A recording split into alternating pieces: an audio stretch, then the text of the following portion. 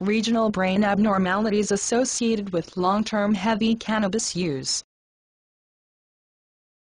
In the human brain, the hippocampus is associated with the regulation of emotion and memory, while the amygdala controls fear and aggression. Recently a study was conducted by Dr. Murad Usal and associates from the Origin Research Centre and the Neuropsychiatry Centre at the University of Melbourne in order to determine whether long-term heavy cannabis use is associated with gross anatomical abnormalities in two cannabinoid receptor-rich regions of the brain, the hippocampus and the amygdala.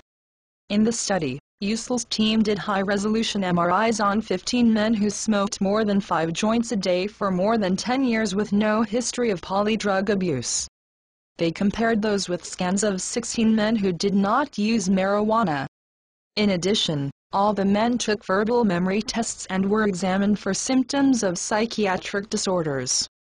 Results indicated that the hippocampus of marijuana users was 12% smaller, and that the amygdala of marijuana users was 7.1% smaller than among non-users. Cannabis use also was associated with subthreshold symptoms of psychotic disorders.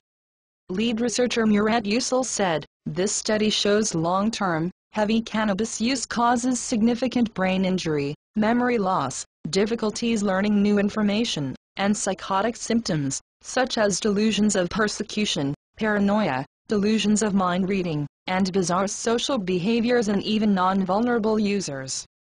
The more marijuana was used, the more these individuals were likely to show reduced brain volumes in the hippocampus and amygdala, as well as being more likely to develop symptoms of psychotic disorders and to have significant memory impairment.